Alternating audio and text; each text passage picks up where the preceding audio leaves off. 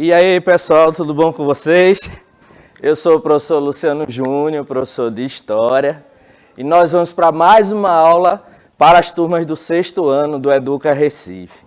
Hoje nós vamos contar mais uma vez com a nossa companheira aqui, Késia. Késia está aqui no cantinho, ela aqui, ó, quase dá para pegar a cabeça dela aqui. É a nossa intérprete de Libras, então ela nos ajuda aqui a tornar nossas aulas mais acessíveis para todos e todas. Ao mesmo tempo também, dá um bom dia aqui para o professor Henrique Nelson está aqui conosco. Aí ele vai ficar ali no chat, então qualquer dúvida, qualquer pergunta, qualquer comentário, é ele que vai estar lá responsável. Professor, bom dia. E aí, bom dia, professor Luciano, bom dia a todos e todas que estão nos acompanhando. Gente, estou aqui no chat acompanhando, né? Qualquer coisa podem mandar aí as perguntas, os comentários das aulas, né? Se comunique conosco, diga aí de que escola vocês são, quem são os professores de vocês, a gente vai conversando aqui, né? Interagindo com o professor Luciano. Estou aqui só, né, para atender vocês, beleza? Abraço. Pronto, então nós vamos começar a nossa aula. Aí, o que é que a gente vai fazer? Vamos começar retomando aí os comentários da última aula. Então, na última aula, a gente começou falando sobre o reino dos francos e o pessoal participou bastante, né? Então, a turma participou da aula, participou com comentários e a gente vai começar retomando esses comentários, porque a gente mostra, né, que a gente tá vendo aqui, tá ligado, né, no que vocês estão falando aí no chat. Então, ó, na aula passada a gente discutiu sobre conceitos, né, de liberdade e dinastia. Então você lembra o que foi que a gente falou sobre liberdade? Então a gente trouxe alguns conceitos, né, para essa palavra. Então a palavra que inclusive ela está em discussão, né, muito em foco, né, na sociedade brasileira nos dias de hoje. Então, a gente fala muito hoje em liberdade, né? Liberdade de imprensa, liberdade de expressão. Mas o que seria liberdade? Você lembra aí? Ó, se você lembra, entra aí no chat e joga lá o comentário que o professor Henrique ele vai ver. Então, mas a gente viu, né, que a liberdade geralmente é aquela característica, né, da pessoa que é livre. E o que é uma pessoa livre? É a pessoa que pode expressar suas ideias, ela pode ir e vir para onde, né, e de onde ela quiser. Ela tem direito de expressar a sua opinião, ela tem direito de escolher a profissão que ela quer seguir, ela pode fazer as coisas, né? Ela pode, por exemplo, no caso de vocês, alunos e alunas, você pode optar por, na hora, né, que você não está na escola, ir para a rua brincar um pouquinho, jogar uma bola, brincar de pega-pega, fazer qualquer coisa. Então, geralmente, a liberdade, né, num conceito bem simples, é essa capacidade que a gente tem de fazer escolhas. Então, a gente tem o direito, né, e a capacidade de fazer escolhas. Aí você lembra por que a gente começou falando sobre a questão da liberdade? Porque o povo que a gente está estudando, né, os francos, a palavra franco significa livre, né, significa livre, liberdade. Então, é um reino, né, que a gente viu na aula passada, né, que vai se estabelecer no território da atual França, e a gente viu, né, que esse reino ele se estabelece naquele território e ele vai ter algumas características.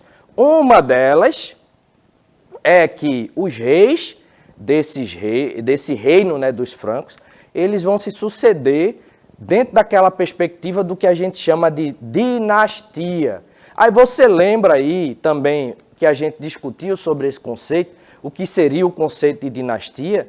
Dinastia, de uma forma bem simples, seria a sucessão de governantes de uma mesma família.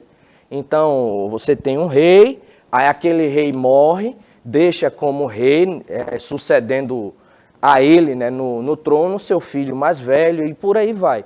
Filho, neto, bisneto, até o momento, né, em que não tenha mais nenhum parente daquela família para suceder no trono. Aí é quando a gente tem, geralmente, né, um conflito ali pela sucessão, e isso pode implicar na chegada de uma outra família que vai iniciar uma outra dinastia, né, no poder, ok? Aí, no nosso chat, a gente teve a participação de vocês, né, alunos e alunas, né, das escolas de Recife. Então, ó, Por exemplo, quando a gente falou, né, sobre a questão da liberdade, aí a Iana, o que a Iana conceituou aí como liberdade? É também fazer o que quiser. Lembrando, certo, Iana? Se você estiver nos assistindo hoje de novo, lembrando que a gente pode fazer tudo aquilo que a gente quer, porém, a gente vai arcar com as consequências de nossos atos.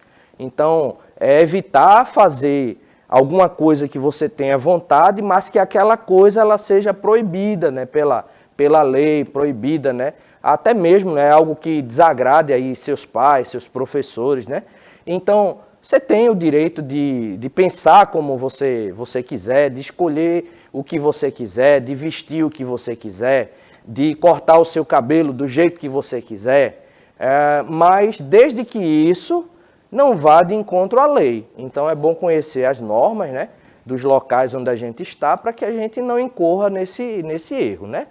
Então o João, ele disse que ser livre é decidir o que é melhor para você, né. Então, vê aqui, então, dentro dessa perspectiva também, né, João, a gente escolhe aquilo, né, que mais vai nos agradar a fazer, né?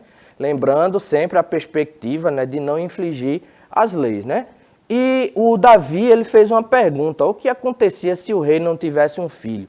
Então, o que é que a gente falou ainda há pouco, Davi? A gente falou que no caso, quando o rei não tinha um filho, assumia, né, a dinastia um parente, né, mais próximo, né, daquele rei. Então, nessa perspectiva, a gente vai observar, né, que quando acontecia de não ter um parente próximo, aí é que havia, né, a possibilidade de mudança, né, de uma dinastia para outra.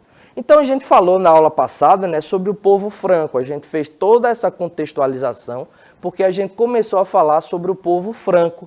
Então a gente viu, né, que esse povo, né, ele vai se estabelecer naquele território, né, que hoje a gente conhece como o país França, ok? Então vai ser um dos reinos, né, mais duradouros, né, da história ali dos reinos germânicos, e ele vai trazer contribuições importantes, porque mais na frente a gente vai entender que quando esse reino dos francos ele entra em um processo de decadência e se divide, a divisão dele vai gerar algumas características que vão ser responsáveis ou que vão contribuir para o desenvolvimento de um sistema econômico, né, que prevaleceu aí em parte da Idade Média, que foi o feudalismo. Mas a gente vai estudar isso mais na frente. Então, qual o nosso objetivo de hoje? O que é que a gente vai ver hoje? Hoje a gente vai tentar entender sobre algumas dinastias dos francos e sobre a formação do feudalismo. Veja, então a gente tem dois objetivos para hoje. A gente vai finalizar o que a gente começou na aula passada falando sobre os francos e vai iniciar um novo tema, ok? Professor Henrique, tudo certinho aí no chat? Está participando aqui, eu estou dizendo para eles o seguinte, né? A galerinha tem moral demais aí, o professor mostrando as perguntas, então é importante que vocês participem, façam as perguntas de vocês, façam os comentários que vai estar sempre aqui em evidência a nossa aula.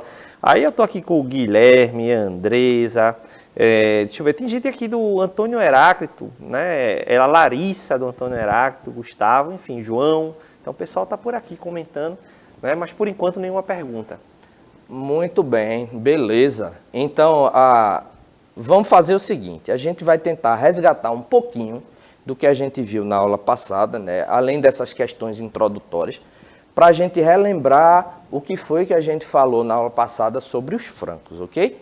Então, o que é que nós vimos na aula passada? Primeiro, né, a gente já mencionou aqui, o reino dos francos, ele vai se localizar, né, no território da atual França, vai ser um reino, né, de grande duração, né? Então um reino com mais de 200 anos aí de história, né? Então a gente vai observar que, vamos lembrar que houve um momento, né, na história onde os povos germânicos, que a gente também já estudou aqui, se você não assistiu essa aula, você pode acessar aí o repositório, né, do aplicativo ou acessa o canal lá do Educa Recife no YouTube e lá você volta um pouquinho nas aulas, você vai ver que tem as aulas lá sobre os povos germânicos, né? Então, desses povos germânicos, os francos foram aqueles que se estabeleceram no território do antigo, né, Império Romano, do Ocidente, e que passaram mais tempo governando, né, aquele território.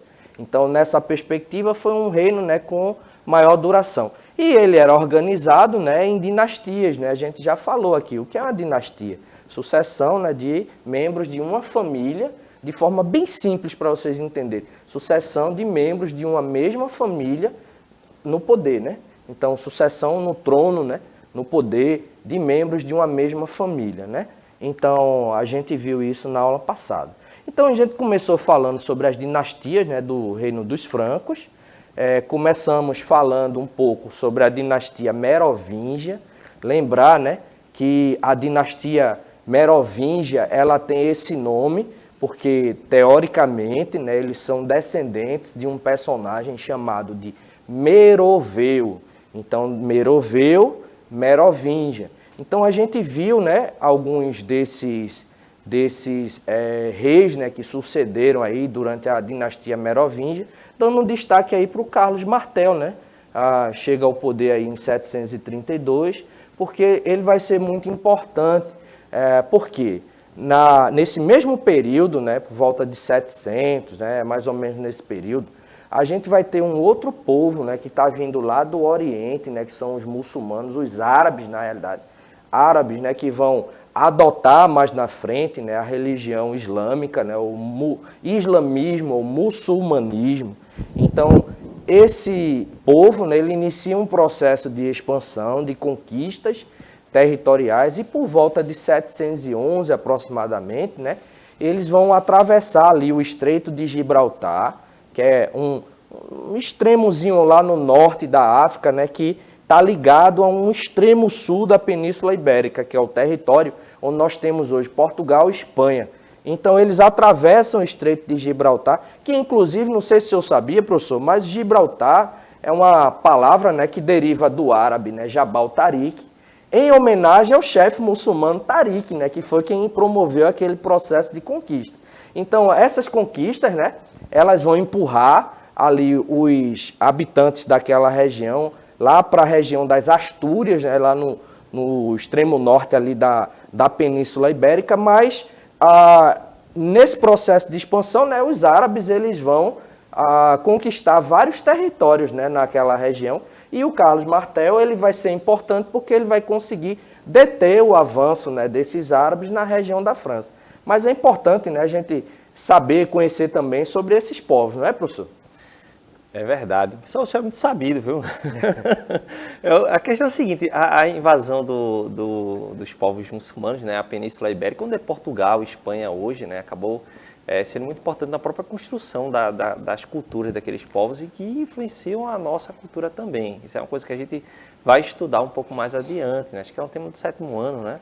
E aí a Batalha de Poitiers ela foi também fundamental porque esse avanço islâmico na Europa acabou sendo retido, né? Então, no território da atual França, né, essa expansão islâmica foi retida ali, né, porque senão eles iam expandir ainda mais, a gente teria uma configuração de mundo muito diferente, né, do que é o que nós temos hoje.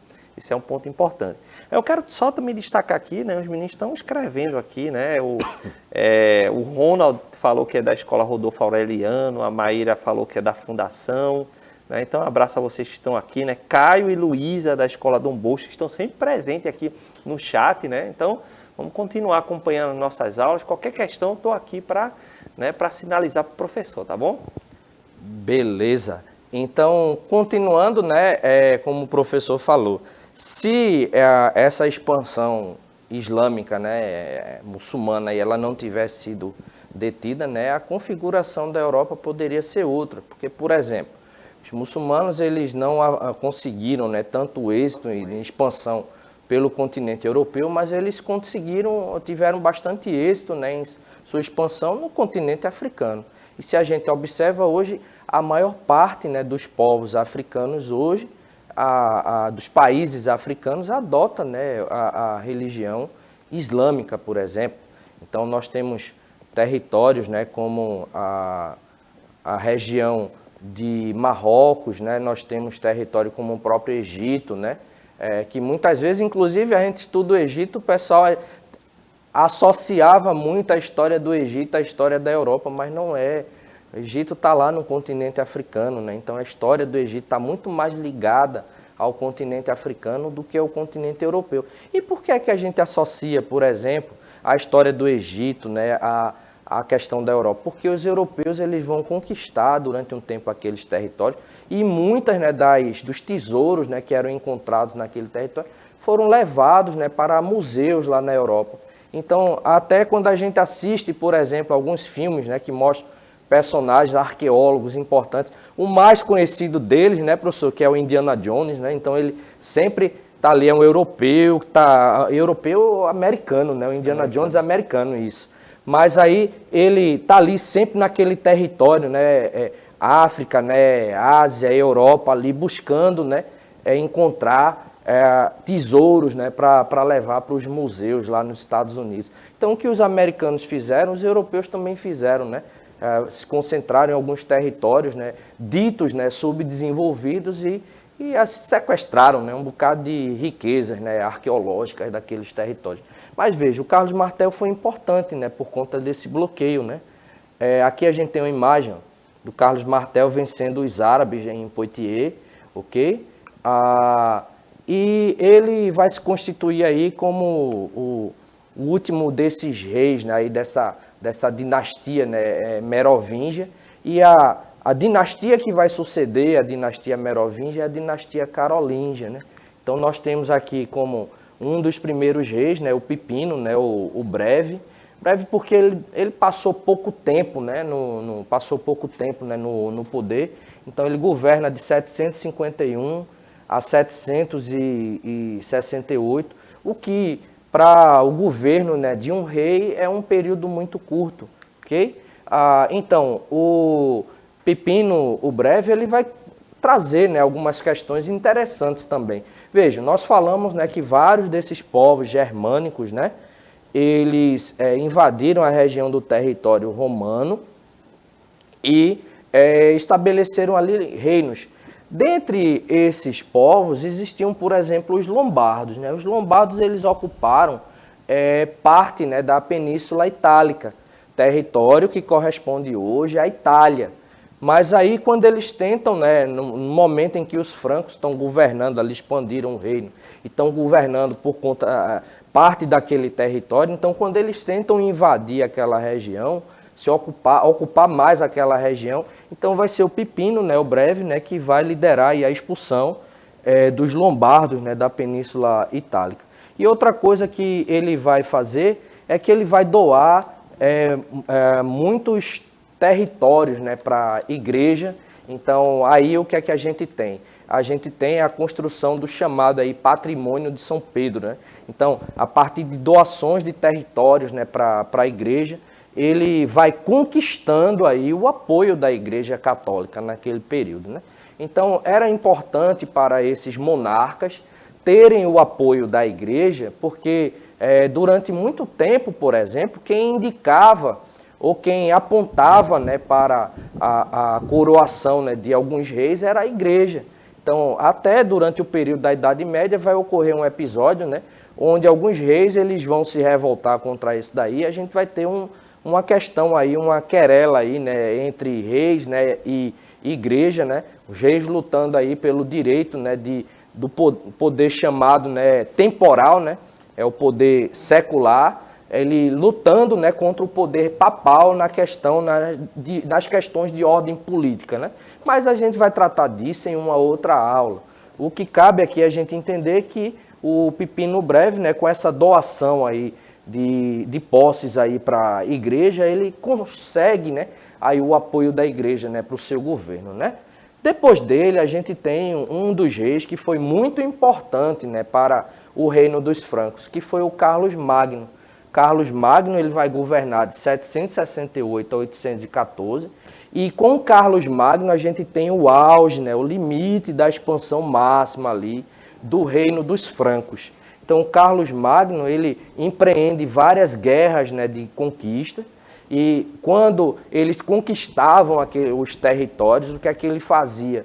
Ele doava parte, né, dos territórios conquistados para nobres. Vejam, o Pipino ele tratou de conquistar o apoio da igreja, né? O Carlos Magno ele vai tratar também, né, de conquistar ali o apoio da nobreza, né, dos cavaleiros, né, dos lordes, dos duques, condes. Então eles conquistavam um território e ele doava parte daqueles territórios conquistados para nobres, né? Então com isso ele conquista ali, né, o apoio desses nobres, gerando, né, para com ele laços de dependência, né, desses nobres. Então ele doava o território e aqueles nobres passavam a ter um laço de dependência. Grava isso daí, porque essa relação de dependência entre um nobre, né, e um outro nobre, ela vai se fazer presente, né, no sistema feudal, que a gente vai estudar. Então vai gerar os laços de dependência que vão gerar mais na frente as relações entre senhor e servo, né, e entre suzerano e vassalo. Já ouvi essas duas palavras? Não ouvi ainda não, né? Está ouvindo agora, mas a gente vai retomar elas na aula sobre o feudalismo. Então eu quero que vocês gravem aí, ó, suzerania, vassalagem, suzerano, vassalo, e a gente vai explicar isso melhor para vocês. Mas essas relações aí, suzerania, vassalagem, né, senhor, servo, elas têm uma contribuição também nessa questão da dependência, né, que existia entre os nobres, né, que recebiam terras, né, recebiam posses, né, a partir, né, de conquistas do rei. E esse laço de dependência entre nobre, né, e o rei, ele vai ser importante mais na frente para o desenvolvimento do feudalismo. Então, o que é que acontecia? Vejam, ele vai conquistar quase que a centralização, né, total ali do poder, né? Por quê? Na medida em que ele distribui terras, né, para esses nobres, quem é que vai administrar a terra de fato? Os nobres. Então, apesar de todo o território ele ser, todo o império, né, o reino, né, ser ali do rei, mas na medida que ele delegava, né, a administração de parte dos territórios para alguns nobres, para alguns cavaleiros, né, alguns duques, né, alguns condes, então quem vai deter o poder de fato ali no território é aquele senhor de terra, embora todo o reino ele pertencesse ao rei, ok? Então ele centraliza, colocando gente ali da confiança dele para administrar, mas ele não tem o controle efetivo, de fato, porque se aquele nobre que está ali administrando o território, ele quisesse, né, desviar imposto, alguma coisa, o rei não tinha como fiscalizar em sua totalidade, né? Então essa centralização ela vai ser relativa, né? Não vai ser absoluta, ok? Outra coisa, né, seguindo a tradição ali de distribuição, né, de terras também para a igreja, ele conta também com o apoio da igreja na expansão do cristianismo, né? Então, o próprio Carlos Magno, mais na frente, né, ele vai incorporar essas dinâmicas, essa ideologia do cristianismo em seu governo, né, e isso vai ser importante para a expansão da fé cristã, né, a partir do reino dos francos, né? Então, qual era a ideia, né? Qual era a ideia, né, do Carlos Magno? Era tentar reconstruir, né, reconstruir o Império Romano do Ocidente. Então, vejam só, o Império Romano, né, ele havia sido dividido, né? Então, ele tinha sido dividido em duas partes, o Império Romano do Ocidente, com capital em Roma, e o Império Romano do Oriente, com capital em Constantinopla. O Império Romano do Ocidente, ele foi tomado pelos povos germânicos. Então, um desses povos era o povo franco, que quando domina aquele território, tenta reconstruir, agora sob sua administração, aquilo que seria o antigo, né, Império Romano do Ocidente. O que é que isso nos mostra? A influência, né, de Roma, né, sobre a vida desses povos. A influência das instituições romanas, né, da organização romana sobre a vida desses povos, ok? Para isso, ele divide, né, o império, né, em 300 partes, né, criando ali, né, os condados, ducados, né, e marcas, né, que eram organizações administrativas, né, dadas a alguns nobres, né, cada um desses nobres, né, com um valor de nobreza um pouco maior do que o outro, né? E a gente tem também que nesse período vai acontecer o que a gente chama de renascimento carolíngio, porque quando a gente observa essa organização, muitas das obras, né, de arte, né, que foram construídas, né, durante o período, né, do Império Greco-Romano, do Império Romano especificamente, o rei ele vai tratar de preservar aquilo dali, né? Então aquilo dali contribuiu para um desenvolvimento no campo das artes, né? Que a gente fala em Renascimento carolíngio, porque mais na frente, na Idade Média, a gente tem o chamado Renascimento cultural, que é esse retorno, né, esse retorno a uma releitura dessas obras, né, que foram construídas durante o período, né, dos gregos e dos romanos, né? Então a gente utiliza esse termo aí nesse sentido, porque ele vai preservar muitas dessas obras, né, em escolas, né, eclesiásticas, ou seja, em escolas sacerdotais, né? Um outro rei, já no final, será o Luís o Piedoso. Sob ele, né, o governo, né, o reino dos francos, ele vai entrar em um processo, né, de declínio, e essa descentralização política que foi implementada, né, durante aí o governo, né, do Carlos Magno, né, com aquela divisão, ele favorece a descentralização política. Então isso se agrava e começam a ocorrer disputas, né, pela sucessão imperial após a morte, né, de Luís o Piedoso. De forma que em 853 a gente vai ter o Tratado de Verdun, que vai dividir o reino dos francos, né, em aqui, ó, 3 partes, né, na verdade, 3 partes. Então, o Ocidente, o Centro, né, e o Oriente. Então, no Ocidente a gente tem, né, essa parte aqui ocidental, né, ela fica sob a chefia de Carlos o Calvo, território da atual França. No Centro, né, com Lotário, né, Itália, né, e Suíça. E no Oriente, Luís o Germânico, que vai administrar a posse ali que corresponde ao território da atual França, ok? Então, nesse sentido, a gente vai começar a falar a partir da nossa próxima aula sobre esse período, né, que a gente chama de Idade Média. Então, vai ficar aqui, a gente vai encerrar a nossa aula com a pergunta aí para vocês, que vocês podem pesquisar em casa. O que foi a Idade Média, né? Então, que período, né, corresponde à Idade Média? Então, espero, né, que vocês tenham entendido. Alguma questão para a gente finalizar, professor? Não, professor. Eu quero deixar apenas um abraço para todos e todas que participaram aqui conosco no chat, né? Ficaram conversando, né? Trocando algumas ideias.